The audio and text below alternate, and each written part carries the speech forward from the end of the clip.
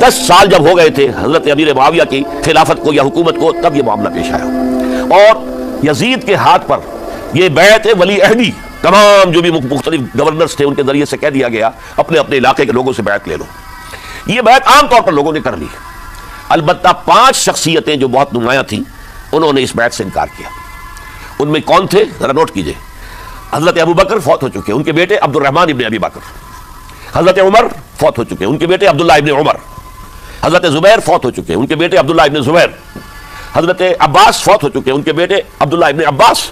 حضرت علی شہید ہو چکے، ان کے بیٹے حسین ابن علی رضی اللہ تعالی عنہم اجمعین۔ یہ 5 جو امت کے بہت بڑے 5 افراد کے گویا کہ وہ چشم و چراغ تھے ان گھرانوں کے، انہوں نے انکار کیا۔ اور ان میں خاص طور پر عبد الرحمن ابن ابی بکر نے یہ جملہ کہا کہ تم چاہتے ہو کہ قیصر و کسریٰ کی سنت پر عمل کرو کہ باپ کے بعد بیٹا حاکم بن جائے، یعنی ایک قدم تو خلافت کا نظام پہلے ہی نیچے اتر چکا۔ مشاورت سے تو حضرت امیر معاویہ کا بھی جو نسب ہوا ہے وہ مشاورت سے نہیں ہوا۔ ایک درجے میں وہ جو اللہ تعالیٰ کے رسول نے عمارت بنائی تھی شاندار، اس خلافت کا جو سیاسی نظام تھا اس میں ایک تو کڑی آ چکی زوال کی کہ ایک شخص نے طاقت کے ذریعے سے خلافت حاصل کر لی۔ اب اس کی اگلی کڑی لانا چاہتے ہو کہ قیصر و کسریٰ کے طریقے سے خاندان کے اندر، ایک قبیلے کے اندر یہ خلافت جو ہے یا حکومت جو ہے نسل بعد نسل، باپ کے بعد بیٹا اور بیٹے کے بعد پوتا، اس کو ہم کبھی گوارا نہیں کریں گے۔ حضرت امیر معاویہ بہت دانشمند انسان تھے، انہوں نے ان 5 حضرات پر کوئی تشدد نہیں کیا، کوئی جبر نہیں کیا، بلکہ رہنے دیا، ٹھیک ہے یہ بیعت نہیں کر رہے، ابھی تو بیعت ولی عہدی ہے، کوئی حرج نہیں۔ لہٰذا کوئی جھگڑا، کوئی اس وجہ سے کوئی فساد، اس بنا پر کوئی جنگ نہیں ہوئی۔ 10 سال گزر گئے، یعنی 10 سال تک یزید ولی عہد رہا ہے، 10 سال تک، اور اس سوائے ان 5 بڑی شخصیتوں کے جو پوری امت تھی، عوام الناس تھے، ان سب نے اسے قبول کیا۔ یہ صورتحال اب جب پیدا ہوئی جب حضرت امیر معاویہ کا انتقال ہو گیا، یہ سن 60 ہجری ہے۔ اب سوال پیدا ہوا کہ وہ ولی عہدی کی بیعت اب بیعت خلافت میں منتقل ہو جائے گی۔ لہٰذا پھر یہ ہوا کہ سب لوگوں سے، سب گورنروں کو لکھ دیا گیا تمام صوبوں کے اندر کہ اپنے اپنے لوگوں سے بیعت لے لو۔ ظاہر بات ہے کہ وہاں کوئی ریفرنڈم نہیں ہوتا تھا، کوئی ووٹ نہیں ہوتے تھے کہ اس کی پرچیاں ڈالی جا رہی ہوں، ایک ایک شخص سے رائے لینا نہیں ہوتی تھی، بلکہ اس وقت کی جمہوریت یہ تھی اور شرائعت یہ تھی کہ ڈفرنٹ کلینز ہیں، ڈفرنٹ فیملیز ہیں، ڈفرنٹ ٹرائبس ہیں، ان کے سردار، ان کے بڑے لوگ، ان کے اہم لوگ بیعت کر لیں تو گویا کہ سب کی بیعت ہو گئی۔ وہ ایک قبائلی نظام تھا اور اس میں یہ نہیں تھا نظام کے ووٹ بنے ہوئے ہوں اور اس کی پرچیاں ڈالی جا رہی ہوں۔ تو تمام عالم اسلام نے گویا کہ بیعت قبول کر لی اب یزید کی بحیثیت خلیفہ۔ اب وہ جو 5 آدمی تھے ان میں سے ایک فوت ہو چکے تھے، حضرت عبد الرحمن ابن ابی بکر رضی اللہ تعالیٰ عنہما، دونوں فوت ہو گئے، لیکن باقی 4 رہ گئے۔ ان 4 کو نوٹ کیجئے، یہ بڑا سینسٹیو ایشو ہے جس پر میں اب گفتگو کر رہا ہوں۔ ان 4 میں کون ہیں؟ عبداللہ ابن عباس، عمر میں سب سے بڑے وہ ہیں، اور ان کی شان یہ ہے کہ انہیں حبر الامہ کہا گیا ہے، امت کے سب سے بڑے عالم، اور قرآن مجید کے وہ سب سے پہلے مفسر ہیں۔ اصل جو جتنی بھی تفسیری روایات ہمیں ملتی ہیں حضرت عبداللہ ابن عباس کے شاگردوں سے، تابعین سے، لہذا ان کا بہت اونچا مقام ہے۔ حضرت عبداللہ ابن عمر، ان کا مقام بھی آپ کو معلوم ہے، حدیثوں کی کتنی بڑی تعداد ہے جو عبداللہ ابن عمر سے مروی ہے، اور اس کو سلسلۃ الذہب کی پہلی کڑی کہا جاتا ہے۔ روایت حدیث میں جو سنہری زنجیر ہے اس کا آغاز حضرت عبداللہ ابن عمر ہے۔ ایک طرف یہ دونوں ہو گئے، ان دونوں کی رائے کیا ہوئی؟ اگرچہ کام غلط ہوا ہے، یہ اس طریقے سے قیصر و کسریٰ کی روایت پر عمل کرنا غلط ہے، لیکن یہ اتنی بڑی غلطی نہیں ہے کہ اس کی وجہ سے باہمی جنگ و جدال ہو، خوریزی ہو، ایک دوسرے کی گردنیں کاٹی جائیں اور فتنہ و فساد پیدا کر دیا جائے۔ لہذا انہوں نے یزید کی بیعت کر لی۔ 2 حضرات رہ گئے، یہ نسبتاً نوجوان ہیں، ان دونوں کی پیدائش ہجرت کے بعد ہوئی ہے۔ ہجرت کے بعد پہلا بچہ جو مہاجرین میں پیدا ہوا ہے وہ عبداللہ ابن زبیر ہے، بلکہ کچھ عرصے تک مہاجرین میں جب کوئی پیدائش نہیں ہوئی تو وہ مدینہ کے منافقین نے کہنا شروع کر دیا تھا کہ یہ یہاں کے کمزور ہو گئے، نامرد ہو گئے، ان کی اولاد اب چلے گی نہیں۔ تو عبداللہ ابن زبیر جب پیدا ہوئے، اور آپ کو معلوم ہونا چاہیے وہ حضرت ابوبکر صدیق کے نواسے ہیں، حضرت عائشہ صدیقہ کے ہمشیرہ حضرت اسماء کے بیٹے ہیں عبداللہ ابن زبیر، اور زبیر بہت شجاع، بہت ہی بہادر انسان تھے۔ تو عبداللہ ابن زبیر کے اندر بھی وہی کیفیات تھی۔ انہوں نے کہا نہیں، اس غلطی کو ہم برداشت نہیں کریں گے، خورزی ہوتی ہے تو ہو، لیکن ہم اسلامی نظام کو نیچے اترتا ہوا نہیں دیکھ سکتے۔ جیسے کبھی حضرت ابوبکر نے فرمایا تھا ایبدل الدین وانا حی، کیا دین میں ترمیم اور تنسیخ کر دی جائے گی، دین کو بدل دیا جائے گا، دین میں تحریف کر دی جائے گی جبکہ میں ابھی زندہ ہوں، میں جیتے جی یہ نہیں ہونے دوں گا۔ حضرت عبداللہ ابن زبیر کی رائے ہوئی وی ہیو ٹو چیلنج، ہم مقابلہ کریں گے، ہم اسے پیسیولی قبول نہیں کریں گے۔ انہوں نے بیعت سے انکار کیا اور مدینہ چھوڑ کر مکے جا کر حرم کے اندر پناہ گزین ہو گئے۔ یہی معاملہ حضرت حسین ابن علی رضی اللہ تعالیٰ عنہما کا تھا، وہ بھی نہایت شجاع، نہایت جری، نہایت بہادر، انہوں نے بھی کہا کہ یہ غلط کیسر و کسریٰ کی روایت جو شروع ہو رہی ہے اسے ہم نے رجسٹ کرنا ہے اور اسے ہم آگے نہیں چلنے دیں گے۔ ان پر بھی جب دباؤ ڈالا گیا کہ بیعت کرو تو وہ کچھ وقت مانگ کر کہ دیکھیے میں ایسا شخص نہیں ہوں کہ تنہائی میں علیحدہ کمرے میں بیٹھ کر بیعت کروں، جب عمومی بیعت لوگے تم سب سے تو میں بھی آ جاؤں گا، اس وقت لوگ فیصلہ کریں گے۔ تو بس اس وجہ سے پھر وہ گورنر جو تھا اس وقت مدینے کا، اس سے اجازت لے کر آ گئے اور راتوں رات وہاں سے نکل کر وہ بھی مکے پہنچ گئے۔ تو اب یہ چار جو ہیں دو گروہوں میں تقسیم ہو گئے، 2+2۔ دو کی رائے یہ ہوئی کہ بات غلط ہے لیکن اس کی بنا پر خون ریزی، جنگ و جدال، جنگ آپس میں خون ریزی کرنا یہ صحیح نہیں ہے، بلکہ مصلحت اس میں ہے کہ اس کو قبول کر لیا جائے، پھر اللہ تعالیٰ کو بہتر حالات پیدا کرے گا اس کے ذریعے سے، تعلیم کے ذریعے، تلقین کے ذریعے سے، جیسے نبی اکرم صلی اللہ علیہ وسلم نے اتنا عظیم انقلاب برپا کیا تھا۔ ہم کوشش کریں گے کہ نظام حکومت کی اصلاح ہو جائے، لیکن اس وقت اگر ہم اڑ گئے تو پھر گویا خون ریزی اور فساد اور باہمی جنگ ہے وہ شروع ہو جائے گی۔ اور دو حضرات کی رائے ہوئی کہ نہیں، ہمیں ہر صورت میں رجسٹ کرنا ہے، خون ریزی ہوتی ہے تو ہو، ہمیں جانے دینی پڑتی ہے تو دیں گے، ہم شہادت قبول کریں گے لیکن اس غلطی کو قبول نہیں کر سکتے۔ تو میں اس کے لیے عرض کر رہا ہوں یہ تیسری شہادتوں کا جو دور شروع ہوا ہے، پہلا شہادتوں کا دور حضور کا دور، دین کو قائم کرنے کی جدوجہد میں جنہوں نے جانے دی ہے۔ دوسرا دور اس دین کے خلاف جو کاؤنٹر ریولوشنری موومنٹس آئی ہیں ان کو رفع کرنے کے لیے جانے دینا، ہزاروں صحابہ کی جانیں اس میں بھی گئی ہیں، مسیلمہ ابن کذاب ہو یا مانعین زکوٰۃ ہو، ان کے خلاف جو جہاد ہوا۔ پھر ظاہر بات ہے کہ حضرت عثمان رضی اللہ تعالیٰ عنہ کے بعد جو فساد ہوا وہ شہادتیں کیا تھی؟ اس دین کے نظام کو قائم رکھنے کے لیے، انٹیکٹ رہے، دشمن اس کے اندر رکھنے ڈالنے میں کامیاب نہ ہو جائے۔ اب تیسرا دور وہ آ رہا ہے کہ جبکہ داخلی طور پر اس نظام خلافت کے اندر زوال شروع ہو رہا ہے، اس زوال کو روکنے کے لیے کہ وہ اپنی اصل جو خلافت کا نظام اللہ نے اور اس کے رسول نے دیا ہے اس کی بنیاد پر قائم رہے، لہذا ہم رجسٹ کریں گے اس تبدیلی کو اور میدان میں آ کر مقابلہ کریں گے۔ یہ حضرت عبداللہ ابن زبیر رضی اللہ تعالی عنہما اور حسین ابن علی رضی اللہ تعالی عنہما، اب ان دونوں میں ایک اختلاف ہوا۔ حضرت عبداللہ ابن زبیر کی رائے یہ تھی کہ یہ مکہ ہے، یہ اللہ کا گھر ہے، یہ حرم ہے اور یہاں کے لوگ بہت سے برے اثرات سے ابھی تک بچے ہوئے ہیں، پاک ہیں، لہذا ہمیں یہاں رہنا چاہیے۔ اس کو مرکز بنا کر ظاہر بات ہے اسی مکے سے محمد رسول اللہ صلی اللہ علیہ وسلم نے دعوت شروع کی تھی، وہیں سے وہ پھیل کر جو ہے ایک عظیم انقلاب کی شکل اس نے اختیار کی تھی، ایک عظیم مملکت جو ہے حضور چھوڑ کر گئے تھے، تو ہمیں مکے میں رہ کر ہی اپنی تحریک شروع کرنی چاہیے۔ لیکن ادھر حضرت علی کے پاس پیغام آ رہے تھے کوفے سے، کوفہ چونکہ حضرت حسین کے پاس پیغام آ رہے تھے کوفے سے، چونکہ کوفے کو حضرت علی نے دارالخلافہ بنا لیا تھا اور وہاں سمجھا جاتا تھا کہ حضرت علی کے ہمدرد اور حضرت شیعان علی جنہیں ہم کہیں ان کے ساتھی ہم خیال یہ لوگ ہیں کثرت کے ساتھ، اور وہاں سے اب خطوط کا تانکا شروع ہو گیا، آپ یہاں آئیے، ہم بےتاب ہیں، آپ کا استقبال کریں گے، آپ کے ہاتھ پر بیعت کریں گے تاکہ یہ جو کیسر و کسریٰ کی سنت شروع ہو رہی ہے اس کو روکا جا سکے۔ وہ تانتا بدا ہوا ہے خطوط کا۔ تو حضرت حسین رضی اللہ تعالیٰ عنہ نے فیصلہ کر لیا کہ میں کوفے جاؤں گا۔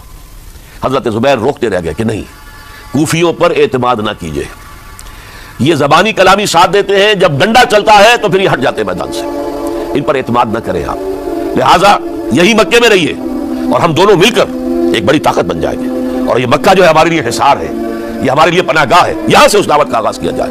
اب یہ افسوس ہے اسے اللہ کی مشیت سمجھا جائے، اللہ کی مرضی ہے، جو کچھ ہوتا ہے وہ تو بے اذن رب ہوتا ہے، اللہ اپنی مصلحتوں سے ہم سے زیادہ واقف ہے، ہم تو نہیں سمجھ سکتے۔ حضرت حسین نے فیصلہ کیا اور ڈٹ گئے اس فیصلے پر کہ میں کوفے جاؤں گا۔ اب یہ بھی بات قرآن مجید میں آیا ہے، حضور سے خطاب کر کے فرمایا گیا فَإِذَا عَزَمْتَ فَتَوَكَّلْ عَلَى اللَّهِ، جب ایک مرتبہ آپ ایک ارادہ کر لیں تو پھر اللہ پر توکل کیجئے، پھر یہ نہیں کہ کبھی آگے کبھی پیچھے جاؤں یا نہ جاؤں، یہ نہیں، یہ تردد یہ نہیں، بلکہ یہ کہ ایک فیصلہ کر کے ڈٹ جائیے، اس لیے کہ جو بھی نتیجہ ہے وہ تو اللہ کے ہاتھ میں ہے، لہذا اللہ پر توکل کیجئے۔ فَإِذَا عَزَمْتَ فَتَوَكَّلْ عَلَى اللَّهِ، لہذا سب نے سمجھایا حضرت حسین کو کہ آپ کوفے نہ جائیں۔ سمجھانے والوں میں حضرت عمر بھی تھے رضی اللہ، حضرت عبداللہ ابن عمر بھی تھے رضی اللہ تعالیٰ عنہ، اگرچہ کوئی قرابت داری جو ہے قریبی نہیں تھی، لیکن بہرحال امت کی ایک شخصیت، عظیم شخصیت تھے۔ سمجھانے میں سب سے زیادہ زور صرف کیا ہے حضرت عبداللہ ابن عباس نے رضی اللہ تعالیٰ عنہما۔ اور حضرت عبداللہ ابن عباس کون ہیں؟ ایک رشتے سے حضرت حسین کے چچا ہیں، ایک رشتے سے حضرت حسین کے نانا ہیں۔ کیوں؟ حضرت علی اور حضرت عبداللہ ابن عباس چچا زاد بھائی ہیں، عباس کے بیٹے، ابو طالب کے بیٹے، عباس اور ابو طالب بھائی ہیں، تو یہ فرسٹ کزن تھے حضرت علی اور عبداللہ ابن عباس رضی اللہ تعالیٰ عنہ، لہذا انہوں نے جب کہا تو گویا کہ ایک چچا ایک بزرگ سمجھا رہا ہے، اور دوسرے رشتے سے حضور نانا تھے حضرت حسین کے، اور حضور بھی کزن تھے حضرت عبداللہ ابن عباس کے، چچا زاد بھائی ہیں۔ اس حوالے سے سمجھ لیجئے کہ حضور کے کزن نانا کے درجے میں آ گئے. تو یہ دو رشتے تھے حضرت عبداللہ ابن عباس کے, اور انہوں نے بڑی الہا و زاری کے ساتھ بڑی اپنے مقام سے نیچے اتر کر خوشامد کی ہے. حسین خدا کے لیے باز آ جاؤ, حسین خدا کے لیے باز آ جاؤ, حسین اگر جانا ہی ہے تو اپنے بال بچوں کو لے کر نہ جاؤ. جس طریقے سے تمہارے باپ حضرت علی رضی اللہ تعالیٰ عنہ کو کوفہ کے اندر ذبح کر دیا گیا, کہیں ایسا نہ ہو کہ تمہیں بھی تمہارے بال بچوں کے سامنے ذبح کر دیا جائے, باز آ جاؤ. لیکن حضرت حسین اب اللہ کی طرف سے ان کے دل میں ایک ارادہ پختہ ہو چکا تھا, اور انہوں نے حضرت مسلم بن عقیل کو بھیجا تھا کہ جاؤ میری طرف سے کوفے والوں سے بیعت لے اور پھر مجھے اطلاع دو. وہ گئے, وہاں 12,000 افراد نے بیعت کر لی. اب ان کا خط آ گیا کہ یہاں تو فضا بالکل ہموار ہے, اتنے لوگوں نے بیعت کی ہے, باقی بھی جیسے ہی آپ سامنے آ جائیں گے سب بیعت کر لیں گے. لہذا یہاں پر وہ ریزسٹنس کے لیے گویا کہ ہمارے پاس طاقت اس کوفے کے اندر بہت مضبوط طاقت ہوگی کہ ہم یزید کی حکومت کے خلاف ریزسٹ کر سکیں. اس کے بعد ہوا کیا, یزید نے عبید اللہ ابن زیاد کو گورنر بنا کر بھیج دیا. یہ شخص تھا بہت ڈنڈا چلانے والا, اس نے سختیاں شروع کی تو بہت سے لوگ اس بیعت سے تائب ہو گئے. لیکن مسلم بن عقیل وہ میدان میں آئے اور ان کے ساتھ ہزاروں آدمی آ گئے جنہوں نے بیعت کی تھی, ابھی تک بیعت پر قائم تھے, اور انہوں نے گورنر کے گھر کا گھیراؤ کر لیا. گورنر کے ساتھ 30-40 آدمی تھے کل, وہ چھتوں پر چڑھ گئے, وہاں سے پتھراؤ کیا, اور وہاں سے جو 30-40 آدمی کوفے کے تھے ان سے کہا تم اپنے اپنے لوگوں کو کہو کہ چلے جائیں واپس یہاں سے. انہوں نے اوپر سے کہنا شروع کیا, ڈرایا, بہت خوفناک نتیجہ نکلے گا, اب عبید اللہ ابن زیاد تم سب کو ہلاک کر دے گا. ایک ایک کر کے بھیڑ چھٹتی چلی گئی اور صرف چند افراد رہ گئے, اور اس کے نتیجے میں حضرت مسلم بن عقیل شہید کر دیے گئے. بلکہ ایک شخص حامی نے انہیں پناہ دی تھی کوفے میں, ان کو بھی قتل کر دیا گیا, شہید کر دیا گیا. اس پر یہ ہے کہ انہوں نے ایک شخص کے ذریعے سے پیغام دیا قتل کیے جانے سے پہلے کہ دیکھو میرا تو وقت آ گیا ہے, میں تو اب قتل ہو جاؤں گا, شہید کر دیا جاؤں گا, تو میرا پیغام حسین تک پہنچا دو رضی اللہ تعالیٰ عنہ کہ یہاں یہ بغاوت ہو گئی. لوگوں نے, کوفیوں نے, الکوفی لا یوفی, کوفی جو ہے وہ پورا نہیں کرتا اپنے عہد کو اور وفا کو, اس کا ایک ثبوت ہمیں مل گیا ہے کہ سب کے سب منحرف ہو گئے بیعت سے, آپ جہاں تک آ گئے وہاں سے واپس چلے جائیے. جب حضرت حسین کے پاس یہ پیغام پہنچا اور انہوں نے ارادہ کیا کہ ٹھیک ہے یہ تو حالات بدل گئے, لہذا واپس چلنا چاہیے, شاید عبداللہ ابن زبیر کی رائے ہی صحیح ہے, ہمیں مکے ہی میں بیٹھ کر کام کرنا چاہیے. لیکن اب جو ہے عرب کا ایک خاص مزاج ہے. حضرت مسلم بن عقیل کے بیٹے آڑے آ گئے, اب ہم اپنے باپ کے خون کا قصاص لیے بغیر نہیں جائیں گے. اور حضرت حسین رضی اللہ تعالیٰ عنہ بامروت انسان, شریف النفس انسان, کیسے ممکن تھا, غیرت مند غیور انسان, وہ کیسے ان کی بات کو رد کر دیا. لہذا اچھا چلو چلتے ہیں کوفے کی طرف. آگے بڑھتے چلے گئے, کربلا میں پہنچ گئے. جو کچھ وہاں ہوا ہے پھر آپ کو معلوم ہے. اس میں یہ بات ہے, پہلے 1000 کا لشکر بھیجا تھا عبید اللہ ابن زیاد نے, اس پر حضرت حسین رضی اللہ تعالیٰ عنہ نے جو باتیں کہیں وہ کچھ اثر انداز ہو گئے. ان کا افسر جو تھا حر بن یزید تمیمی, وہ بعد میں حضرت حسین کا حامی ہو گیا, اور حضرت حسین کے ساتھ ہی اس کو بھی شہادت نصیب ہوئی. پھر دوسرے کو بھیجا عمرو بن سعد. عمرو بن سعد بھی ایک بڑی عظیم شخصیت کا بیٹا تھا. حضرت سعد ابن ابی وقاص جو فاتح ایران تھے, اور جن کو غزوہ احد کے موقع پر حضور نے فرمایا تھا کہ اے سعد تیر چلاؤ, میرے ماں باپ تم پر قربان ہوں. جبکہ احد میں گھیراؤ کر لیا تھا حضور کا, اور کفار قتل کرنے کے لیے ہجوم کر رہے تھے, اور کچھ حضرات تیر چلا چلا کے انہیں پھینک رہے تھے, دور جو ہے ہٹا رہے تھے. ان میں سے حضرت سعد ابن ابی وقاص بھی تھے. پھر وہ فاتح ایران تھے, اسی لیے گورنر بن گئے تھے ایران کے.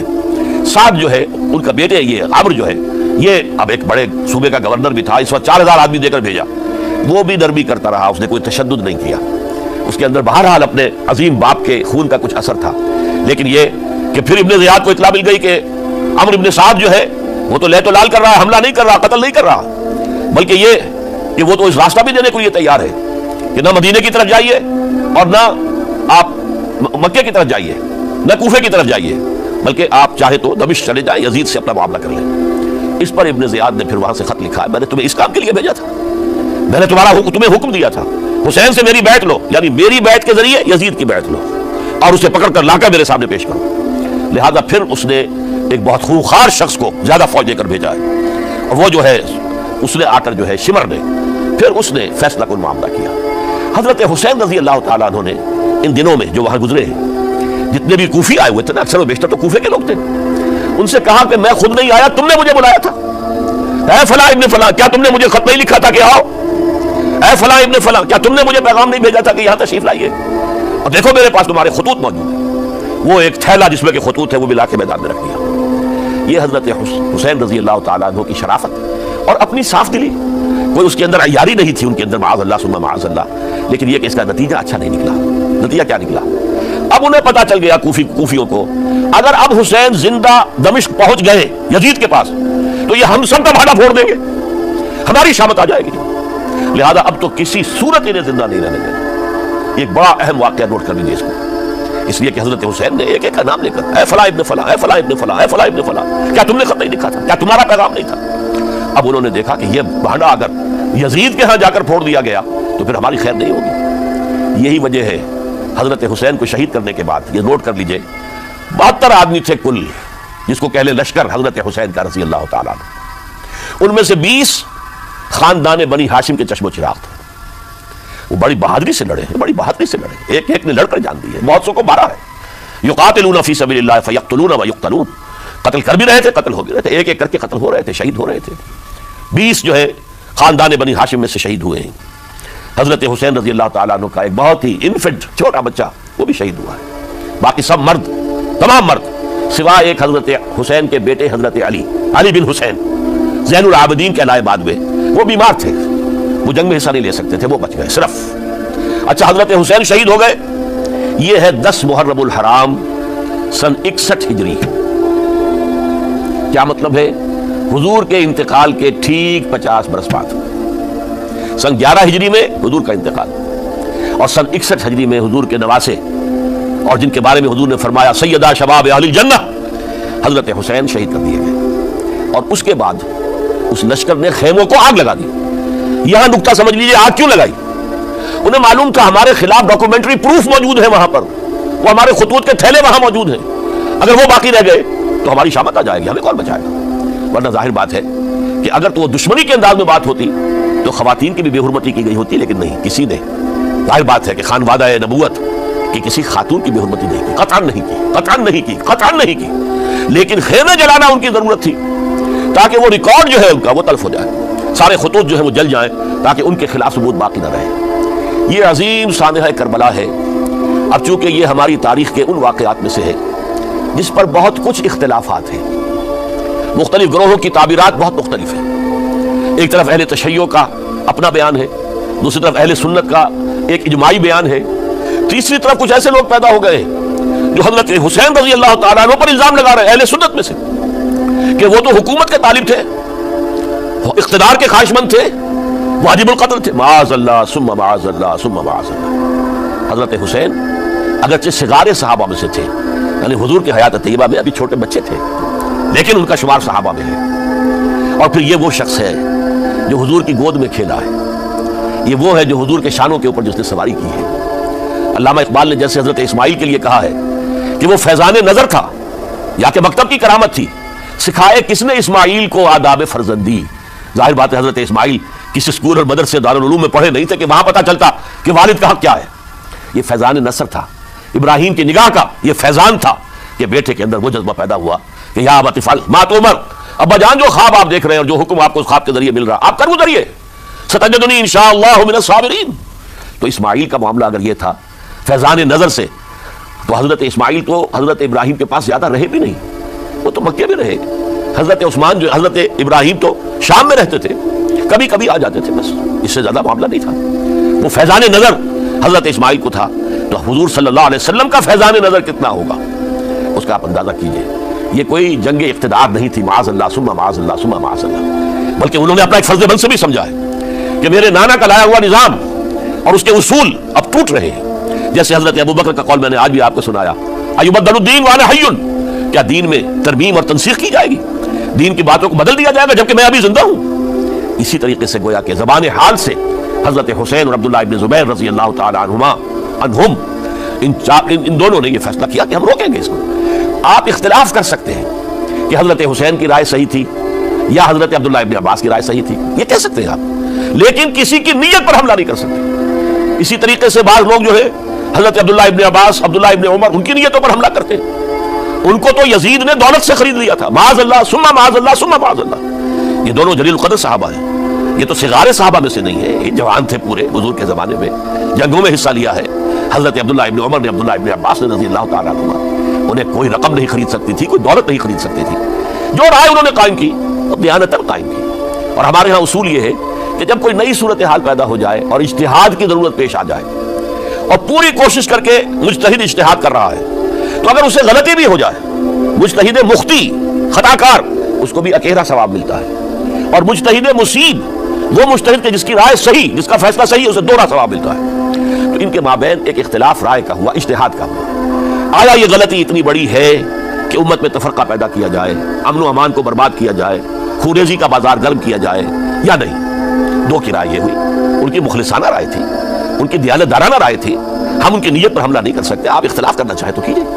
اسی طرح حضرت عبداللہ ابن زبیر اور حضرت حسین ابن علی رضی اللہ تعالی عنہ، ظاہر بات ہے کہ ان کا بھی ایک اجتہادی رائے تھی کہ نہیں، یہ دین کے نظام کے اندر بہت بڑا رکھنا پڑ رہا ہے، یہ تو اب قیصر و کسریٰ کی سنت شروع ہو رہی ہے، یہ اسلام کے دین کے اوپر طریقہ نہیں، عمل نہیں ہو رہا ہے، تو ہم اسے اپنی جانوں کا نذرانہ دے کر بھی اسے روکیں گے، روکنے کی کوشش کریں گے، رکے نہ رکے ہم اپنی جانیں دے دیں گے۔ یہ بھی دیانتدارانہ رائے تھی، مخلصانہ رائے تھی، ان کی نیت پر کوئی حملہ کم سے کم اہل سنت والجماعت میں سے کسی شخص کو حق نہیں ہے، اس لیے کہ اہل سنت والجماعت کا کہنا یہ ہے الصحابۃ کلھم عدول، صحابہ جتنے بھی ہیں وہ سب کے سب عدول ہیں، ان میں بدنیتی نہیں آ سکتی، خطا ہو سکتی ہے۔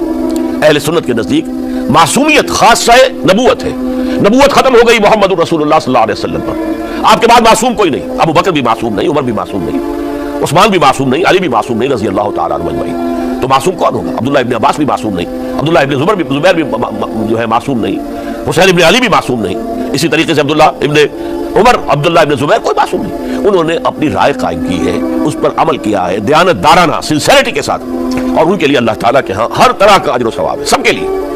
حضرت عبداللہ ابن زبیر کی رائے اس اعتبار سے بہتر ثابت ہوئی، انہوں نے مکے میں پھر حکومت قائم کی، 9 برس تک ان کی حکومت قائم رہی، بنو امیہ ختم نہیں کر سکے اسے، سن 73 میں جا کر ان کی شہادت ہوئی ہے، اور ایک مرحلہ تو وہ بھی آیا تھا کہ شام اور مصر کی دونوں صوبے جو ہیں وہ بھی ان کے تحت آ گئے تھے۔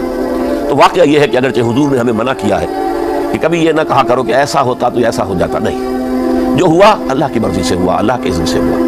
حدیث کے الفاظ ہیں ان کلمۃ اللو تفتح عمل الشیطان، یہ جو لو کاش یہ ہو جاتا، کاش یوں ہو جاتا تو بڑے اچھے نتیجے نکلتے، یہاں سے شیطان کا عمل شروع ہو جاتا، ورنہ واقعہ یہ ہے کہ دل سے یہ بات نکلتی ہے۔